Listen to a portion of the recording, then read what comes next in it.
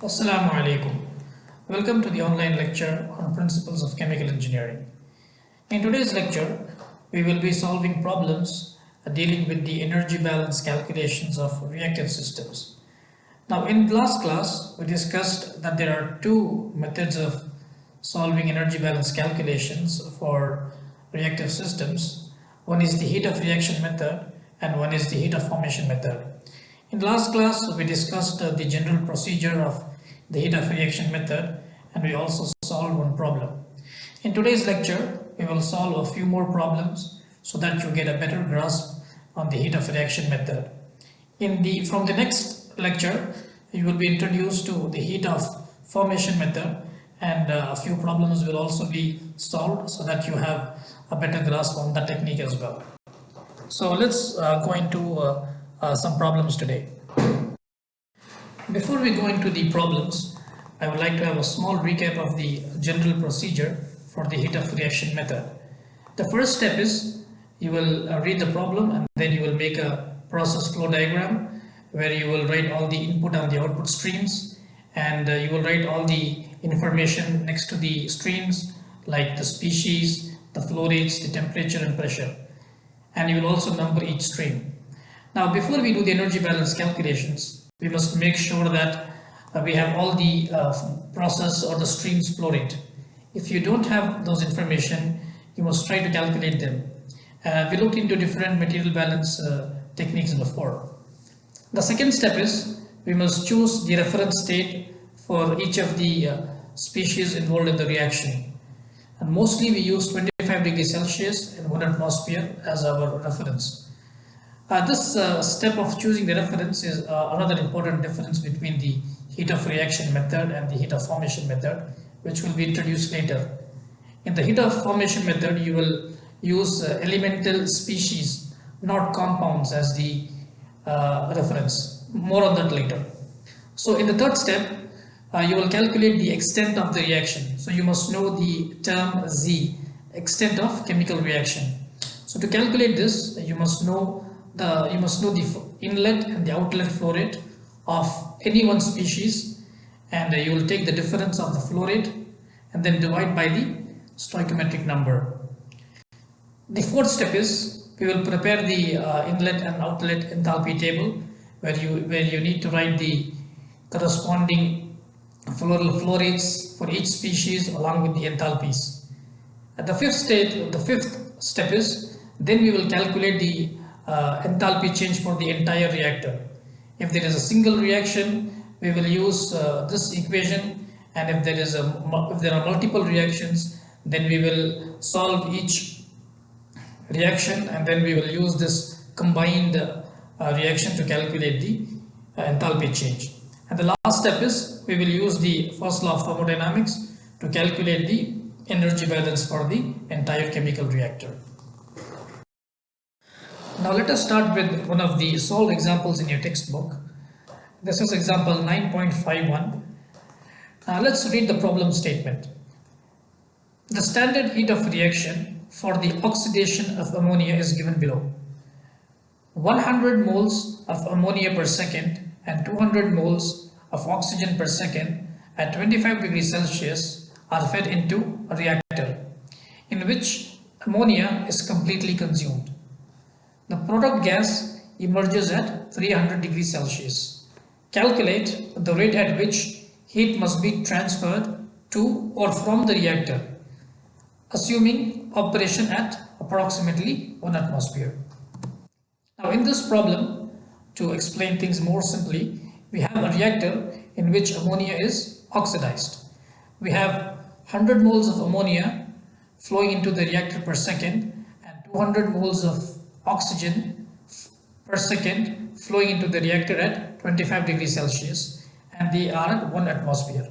If you look at the reaction, 4 moles of ammonia react with 5 moles of oxygen, and what you have, the products is you have nitric oxide and you have water vapor, and the standard heat of reaction for this chemical reaction is given. Now if you look at the products, all of them are at 300 degrees Celsius. You have 100 moles of nitric oxide per second, 150 moles of water vapor per second, and some of the oxygen which is not reacted is also coming out of the reactor. Now the question is, we must calculate the rate at which heat is either transferred to or from the reactor.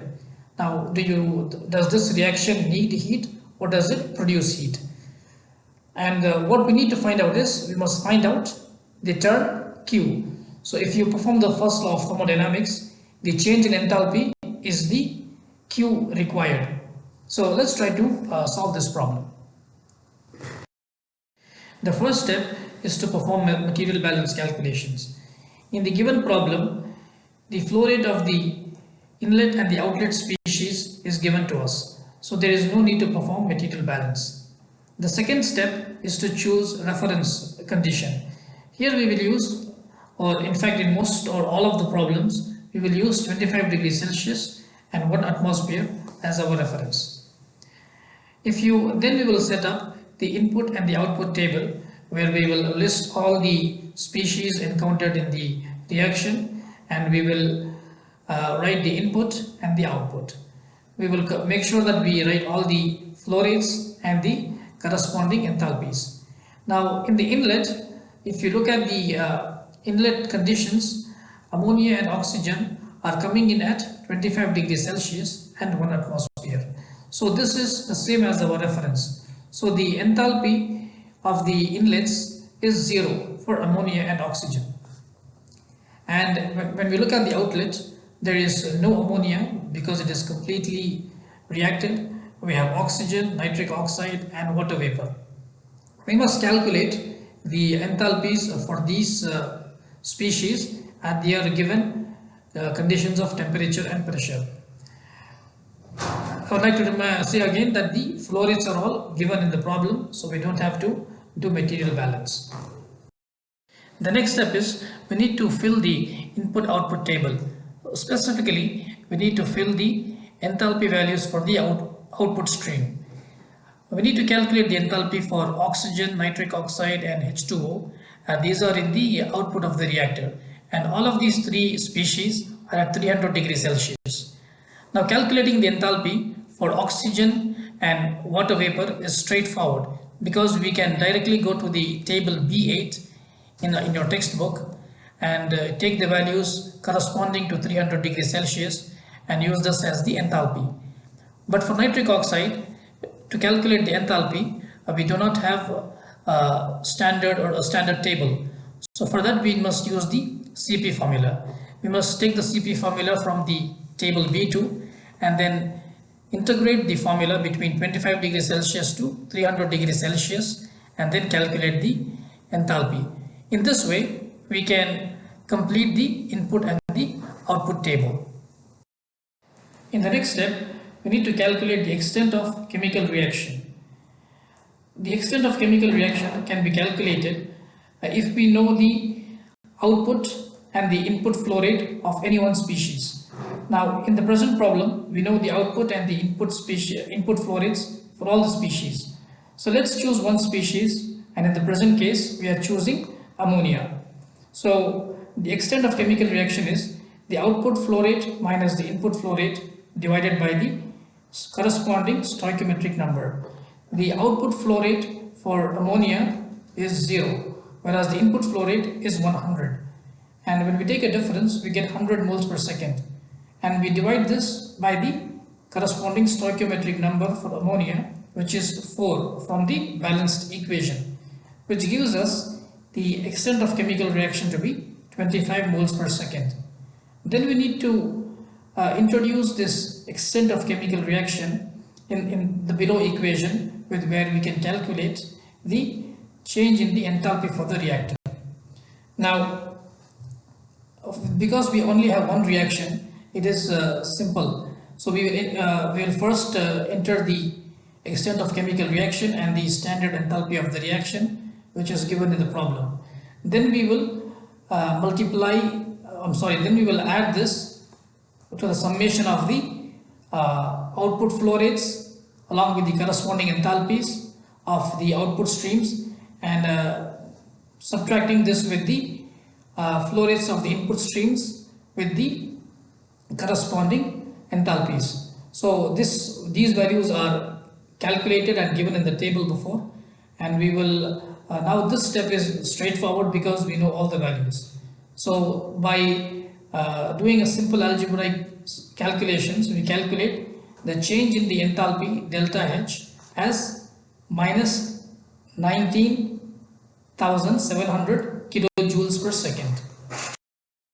Now remember, in this problem we need to calculate whether we need to give heat to the reactor or remove heat from the reactor. Now that is, we need to calculate the Q term.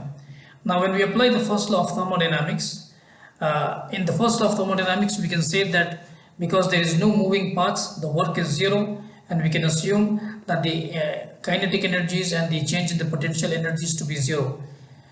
This makes that the change in the enthalpy equals the heat transfer, which is in the present case is minus 19,700 kilowatt. The negative sign indicates that this reaction happening inside the reactor is a exothermic reaction because ammonia is getting oxidized, or this is a combustion reaction. Ammonia is getting burnt here. So heat is getting produced inside the reactor. So we must remove this heat from the reactor. Let us solve another problem. Let's start by reading the problem statement. The synthesis of methanol from carbon monoxide and hydrogen is carried out in a continuous vapor phase reactor at 5 atmosphere absolute pressure. The feed contains carbon monoxide and hydrogen in stoichiometric proportion and enters the reactor at 25 degrees Celsius and 5 atmosphere at a rate of 17.1 meter cube per hour. The product stream emerges from the reactor at 127 degrees Celsius. The rate of heat transfer from the reactor is 17.5 or 17.05 kilowatts. Calculate the fractional conversion achieved and the volumetric flow rate of the product stream. In this problem, the Q value, which is 17.05 kilowatt, is given, and we need to find the fractional conversion and the flow rates from the energy balance calculation. Let us start the problem by drawing the process flow diagram.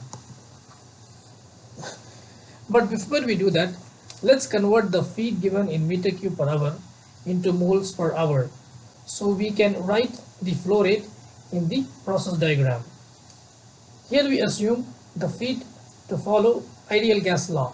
PV is equal to nRT. The 17.1 meter cube of feed translates into 3,497 moles per hour of feed.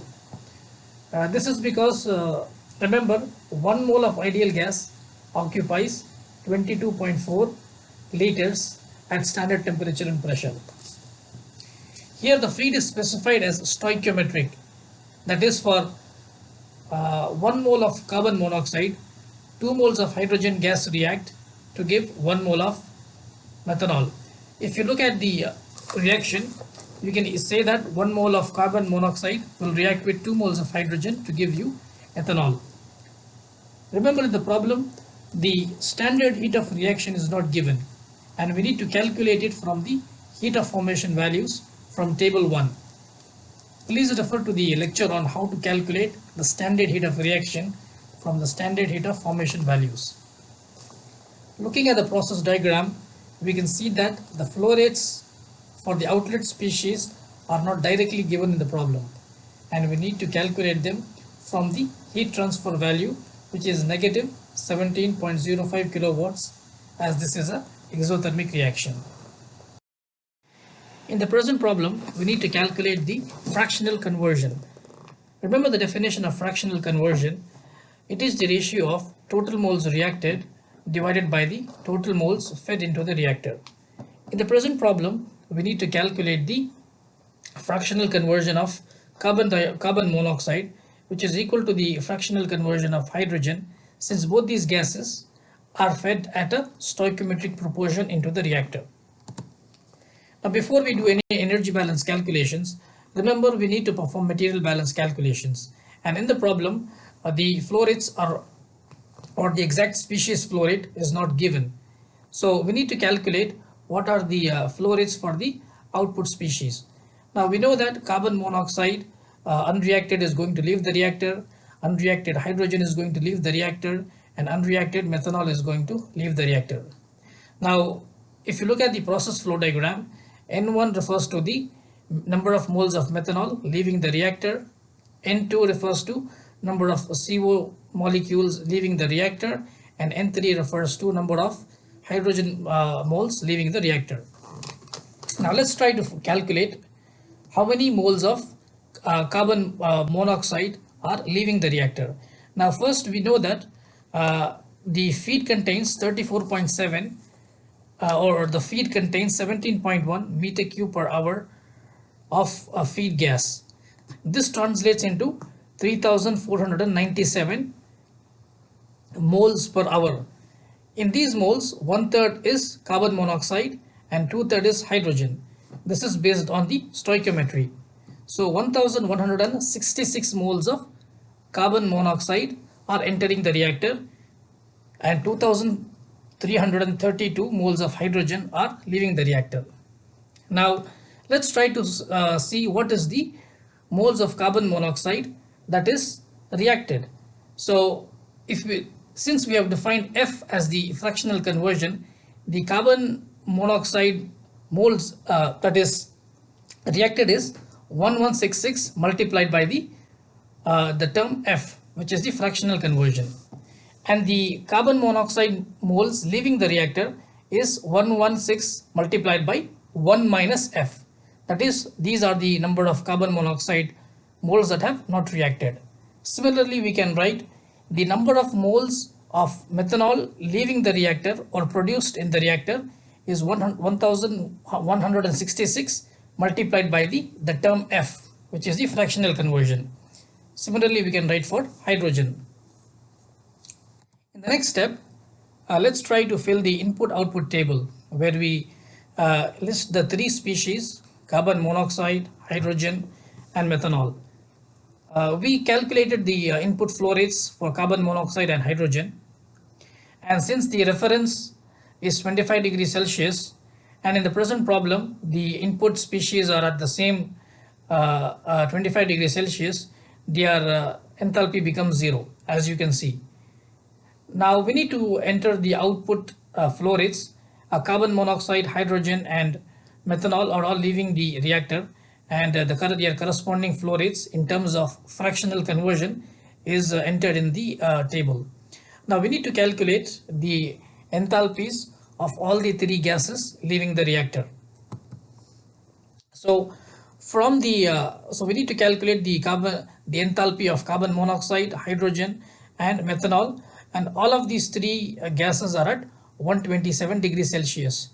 Now for carbon monoxide and hydrogen, it is straightforward. We can calculate the enthalpy from table B8 in the appendix.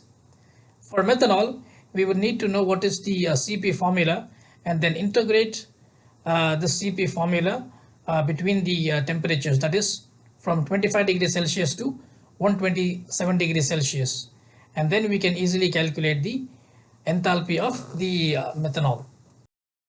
The next step in the problem is for us to calculate the extent of chemical reaction. As we saw in the previous problem, if we know the output and the input flow rates of any one species in the reaction, then we can easily calculate the extent of chemical reaction. In this problem, let's choose methanol as the species. We know that the output flow rate of methanol is 1166 multiplied by F, and the input flow rate is 0. Now this difference has to be divided by the corresponding stoichiometric number, and for methanol this is 1. So the extent of chemical reaction is basically 1166 multiplied by F. Now this energy balance equation that you see here, the Q value or the heat transfer is already given in the problem as minus 17.05 kilowatt. Watt is basically joules per second. Now we are converting this seconds into hours because the problem is given in the problem we have hour as the unit. Now, similarly, we know all the flow rates of the input and the output flow rates of all the species, and we also know the corresponding enthalpies. Now, when we input all of these values, the only term that we do not know here is the F term, and the aim of the present problem is that we need to calculate the fractional conversion. So the peculiarity of this problem is that we from the energy balance value, or that is from the heat transfer, we are calculating a mass transfer number, which is the fractional conversion.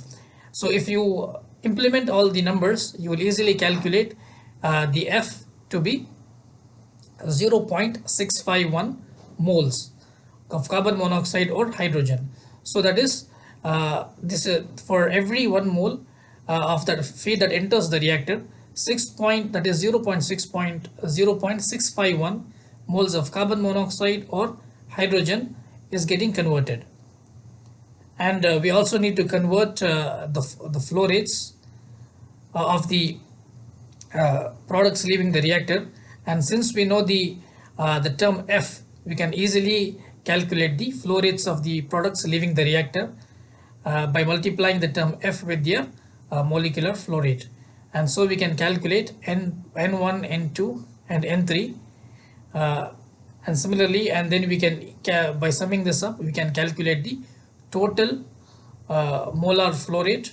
And since the question is we need to calculate the volumetric flow rate, we have to use the ideal gas law and convert this term 1980 moles per hour into meter cube per hour, which becomes 13.0 meter cube per hour.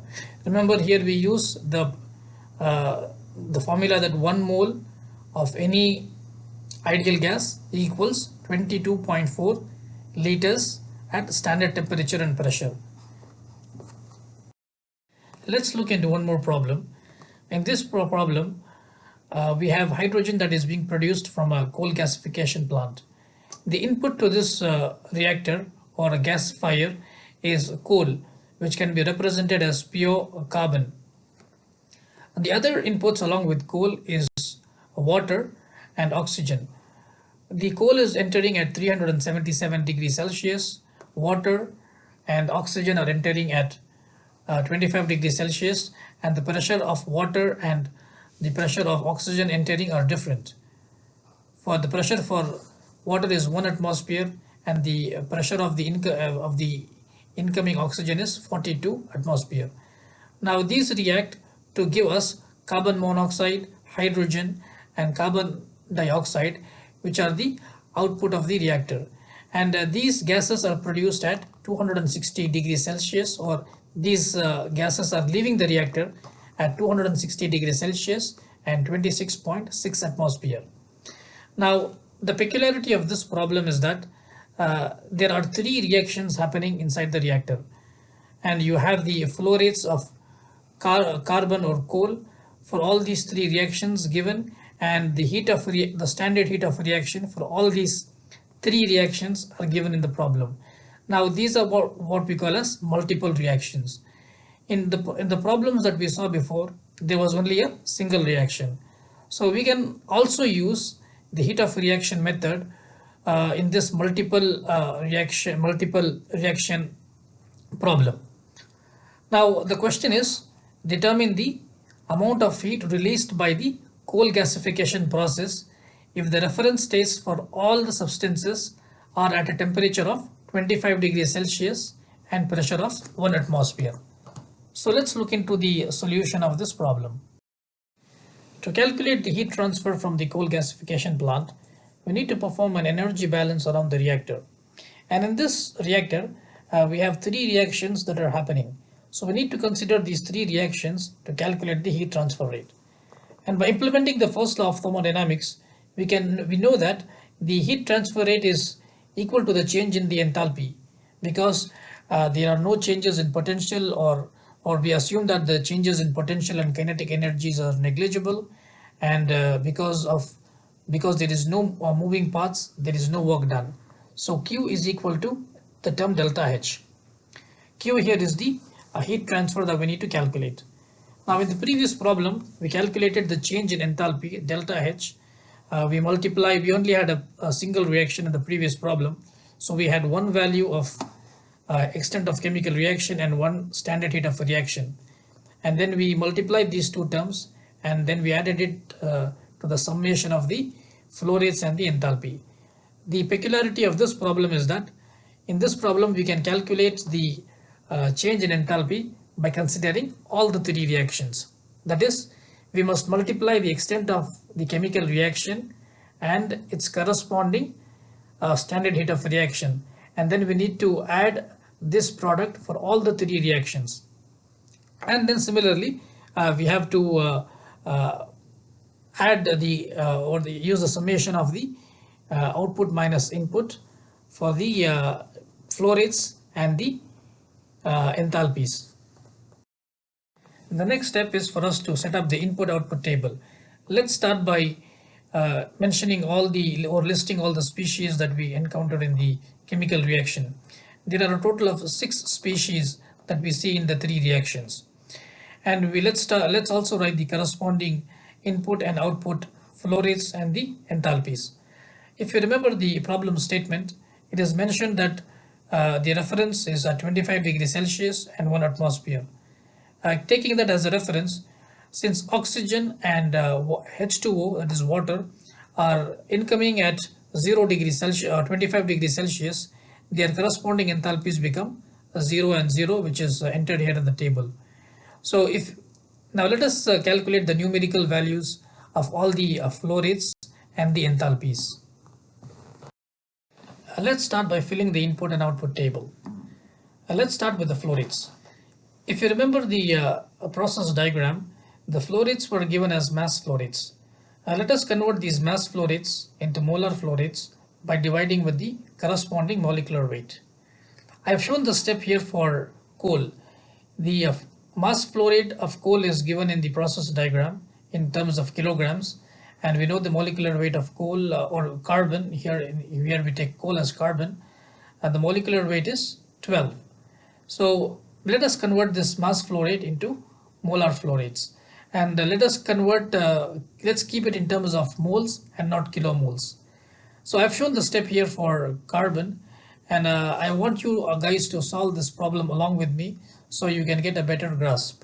So in the remaining problem, I will solve the problem partially, and I want you guys to chip in and try to solve this problem along with me so that you can understand it even more. So I've shown the molar flow rate of carbon. I want you guys to calculate the flow rates of the other species. I have shown all these steps along with their molecular weight. So please join with me in filling the table. Now let us fill the enthalpy values in the input output table. We need to calculate the enthalpy for carbon dioxide, carbon monoxide, and hydrogen. The standard enthalpies for these species are given in the table BH in your book. These 3 gases leave the reactor at 260 degrees Celsius, and we need to calculate the enthalpy at this temperature. But the table in your book gives the value at 200 and 300 degrees Celsius, so we need to use linear interpolation to calculate the enthalpy at 260 degrees Celsius. The interpolation values or the formula has already been discussed to you before. I am giving you the interpolation formula here, and I have calculated the enthalpy at 260 degrees Celsius for carbon monoxide, which is 9.78 kilojoules per mole. At 200 degrees Celsius, the value is 7.08, and at 300 degrees Celsius, it is 11.58. So we need to calculate the enthalpy at a mid temperature of 260 degrees Celsius. The formulas are given here. I have calculated for carbon monoxide. Please join with me to calculate the enthalpies for carbon dioxide and hydrogen at 260 degrees Celsius. The enthalpy values are also given here. Next, we need to calculate the enthalpy of carbon. Remember, carbon is entering the reactor at 377 degrees Celsius. We do not have any standard enthalpy table like we have for the other standard gases, but we can still calculate the enthalpy of carbon from the heat capacity equation. This is given in your book in the table B2 in the heat capacity table. You can also look for the heat capacity equation from other books. Like for example, here I've taken the value from Perry's Chemical Engineer's Handbook. Now we need to integrate the Cp value from the temperature, reference temperature, which is 25 degrees Celsius, to the inlet temperature, which is 377 degrees Celsius.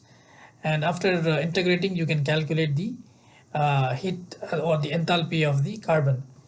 Now, I want you guys to enter the missing data. I have entered the molar flow rate of the carbon that is entering. I have also entered the enthalpy of carbon dioxide, which is 9.78. I've given the formulas and the steps to calculate the remaining missing numbers. So please take out your pens, and whenever you're free, please calculate these values. The next step is to calculate the extent of the chemical reaction for all the three reactions. I have shown the value here for the first reaction. To calculate the extent of chemical reaction, you must know the flow rate, the output flow rate and the input flow rate for any one species. This difference should be divided by the corresponding stoichiometric number. Now in the present case, we know the flow rate of the carbon in the first reaction. We have already calculated the flow rate of carbon entering the reactor, but there is no carbon that is leaving the reactor. So all we have to do is divide the flow rate with the corresponding stoichiometric number, which is 1. So the extent of chemical reaction here is basically the flow rate of the carbon. So I have shown the value for the first reaction. Similarly, you can choose the carbon as the species in reaction 2 and reaction 3, and you can calculate the extent of chemical reaction for all these three reactions. The final step is for us to calculate the delta H. Now the delta H formula is given in the slide number 12. You have already done this for a single reaction, and because here we have three reactions, you must multiply the extent of chemical reaction along with the corresponding standard heat of reaction for all the three reactions, and then the summation part which is shown in the slide number 12. From this you can calculate the delta H, and the delta H term, which is the enthalpy change, is the same as the heat transfer. Now this Q is positive. You will get a positive value because this amount of energy needs to be inputted, because gasification is a endothermic reaction. You need to supply energy to perform to let this reaction happen. So please fill in the missing values and calculate the heat that needs to be supplied to perform the gasification reaction. So today we solved three problems using the heat of reaction method to perform energy balance calculations on reactive systems. I'm sure these three problems will be very informative for you and help you understand the method. And I also suggest solving these 6 problems in your exercise. Problem 9.13, 9.18, 9.28, and problem 31, 32, and 33 exercise problems in your book. All these problems can be solved by the heat of reaction method. So I suggest you solve these 6 problems, and if you do that, you can become an expert on the heat of reaction method. So in the coming lecture, you will be introduced to the heat of formation method, and you will be also provided with examples to solve or perform energy balance calculations on reactive systems using the heat of formation method. Thank you.